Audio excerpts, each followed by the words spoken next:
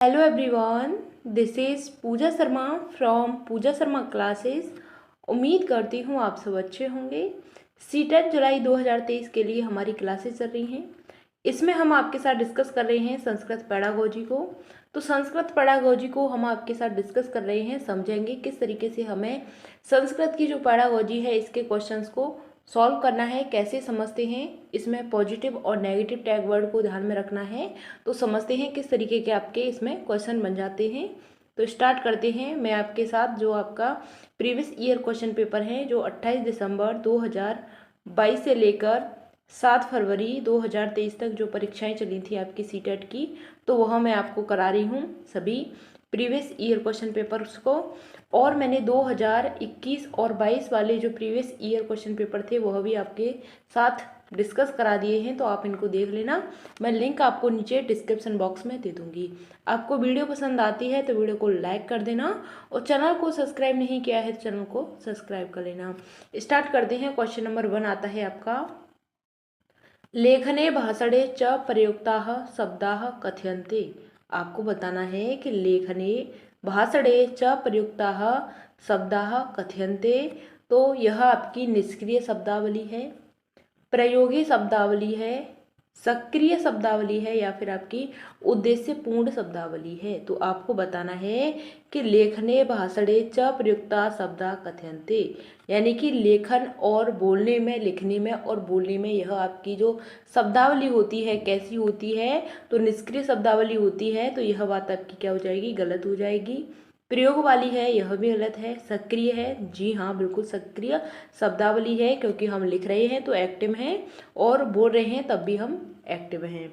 ठीक। उद्देश्यपूर्ण शब्दावली, यह गलत हो जाता है। आपको समझना है ऑप्शन नंबर 3 यहाँ पे इसका सही आंसर होता है कि यह कैसी शब्दावली है, यह आपकी लेखन और भाषण है, यह सक्रिय शब्दावली है। क्वेश्चन नंबर आपका 2 आता है कि भाषा शिक्षणे निम्नलिखितेषु किम सहायकम नास्ति। आपको बताना है कि भाषा शिक्षणे निम्नलिखितेषु किम सहायकम नास्ति।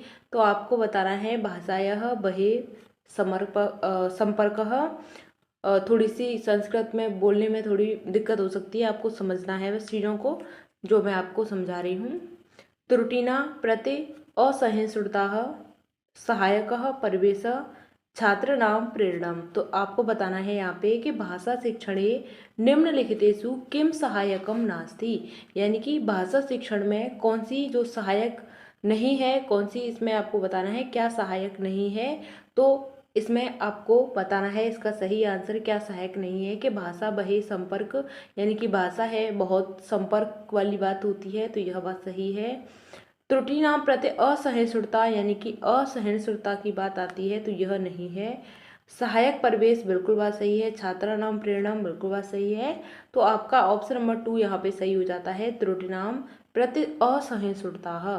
क्वेश्चन नंबर आपका नेक्स्ट आता है, आपको बताना है कि श्रवण भाषण यथा ऑडियो लिंगुअल की बात की गई है, निम्नलिखितेषु कथम महत्तम ददाति। आपको बताना है कि श्रवण भाषीय निम्नलिखितेषु कथम महत्तम ददाति। तो पठनम लेखनम च, श्रवणम भाषणम च, भाषणम लेखनम च, या फिर श्रवणम पठनम। तो जो आपकी श्रवण भाषीयता होती है इसके बारे में आपको बताना है इसमें, तो यह किसमें महत्व प्रदान करती है। तो इसका सही आंसर पठनम लेखनम च, बिल्कुल बात गलत है।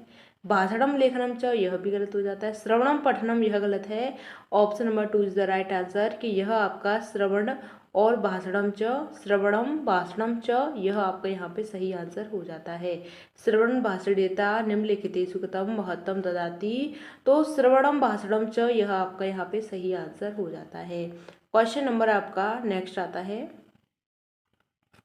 कि कस्मिन् पक्षे छात्रः स्वानुभवम् आश्रित्य नवीन ज्ञानम निर्माति। आपको बताना है कि अश्वनाम पक्षे छात्रः स्वानुभवम् आश्रित्य नवीन ज्ञानम निर्माणाति। तो यह आपका निर्माणात्मक पक्ष होता है, यानी कि नवीन ज्ञानम निर्माणाति। आपको बताना है कि जो नवीन ज्ञान के बारे में आपको बताना है, तो यह आपका निर्माणात्मक पक्ष होता है, बहुविध योग्यता पक्ष होता है, संरचनात्मक पक्ष होता है या फिर आपका संप्रेषणात्मक पक्ष होता है।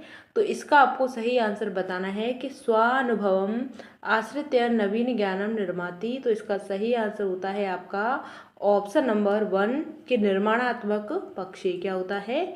निर्माणात्मक पक्ष होता है। Option number 1 is the right answer. क्या हो जाता है? नवीन ज्ञान निर्माणाति में होता है आपका निर्माणात्मक पक्ष। यह आपके गलत हो जाते हैं। क्वेश्चन नंबर आपका 5 आता है कि भाषा शिक्षणस्य अचेतन प्रक्रिया कथयति। आपको बताना है भाषा शिक्षणस्य अचेतन प्रक्रिया कथयते। तो भाषा अधिग्रहणम, भाषा अधिगम, भाषा शिक्षा, भाषा अध्यापनम। तो आपको बताना है कि भाषा शिक्षणस्य अचेतन प्रक्रिया कथयते, इसके बारे में आपको बताना है। तो यह आपका क्या कहलाता है? अचेतन प्रक्रिया है। यह आपकी भाषा अधिग्रहण कहलाती है। क्या कहलाती है? भाषा अधिग्रहण कहलाती है। Option number 1 is the right answer. भाषा अधिगम गलत हो जाता है। भाषा शिक्षा, भाषा अध्यापकम यह आपके गलत हो जाती हैं। इसका सही आंसर होता है आपका ऑप्शन नंबर 1। क्वेश्चन नंबर आपका 6 आता है, आपको बताना है संप्रेषणात्मक भाषा शिक्षणस्य प्रधानम अवधानम भवेत। तो इसका आपको आंसर बताना है कि संप्रेषणात्मक भाषा शिक्षणस्य प्रधानम अवधानम भवत। तो यह आपका विद्यार्थीभ्य मूल भाषाविद भाषाकरणार्थनम उत्साहवर्धनम होता है। लक्ष्य भाषाया संरचना प्रति अवधानम होता है। विद्यार्थिभ्य संप्रेषणम सामर्थ्य प्रदानम होता है।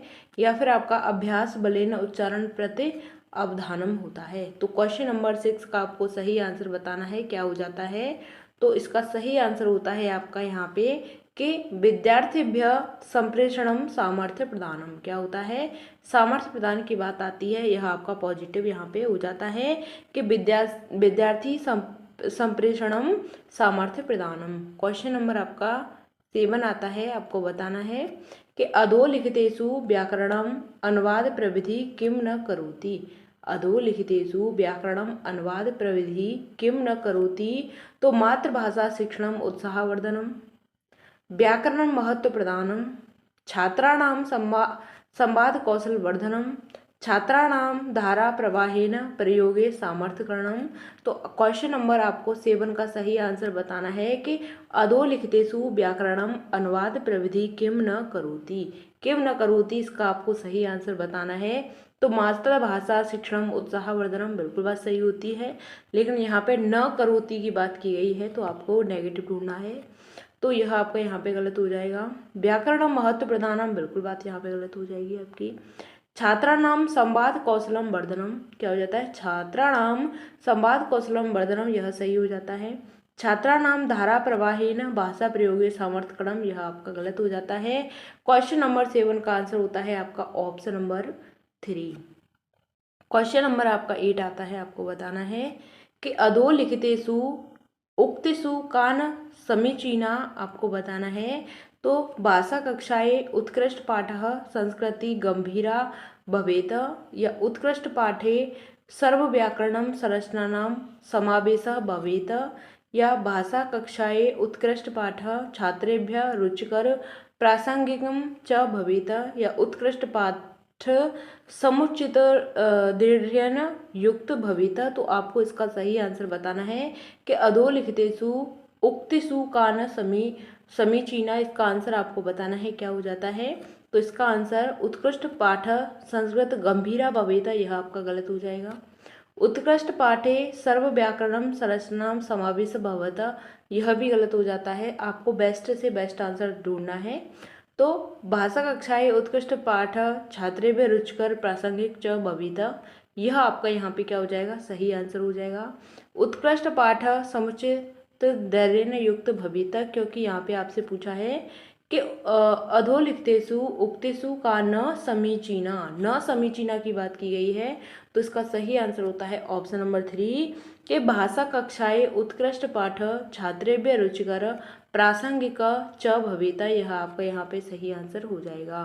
क्वेश्चन नंबर आपका 9 आता है, आपको बताना है व्याकरण कक्षायाम अस्माभिः प्रथमतः तो आपको बताना है कि व्याकरणम कक्षायाम अस्माभिः प्रथमतः तो आपको बताना है कथविधम व्याकरण रूपम निर्मितम एतत् व्याख्येयम् व्याकरण रूपम सामान्य संदर्भे प्रयोज्यम् अनियमित रूपाणि व्याख्यानि यदि विद्यन्ते अस्य सामाजिक कार्यप्रणाली व्याख्या। तो इसका आपको आंसर बताना है क्वेश्चन नंबर 9 का कि व्याकरणम कक्षायाम अस्माभिः प्रथमतः तो इसका आंसर आपको बताना है कि व्याकरणम रूपम निर्मित एतत् व्याख्येयम्, यह गलत हो जाएगा।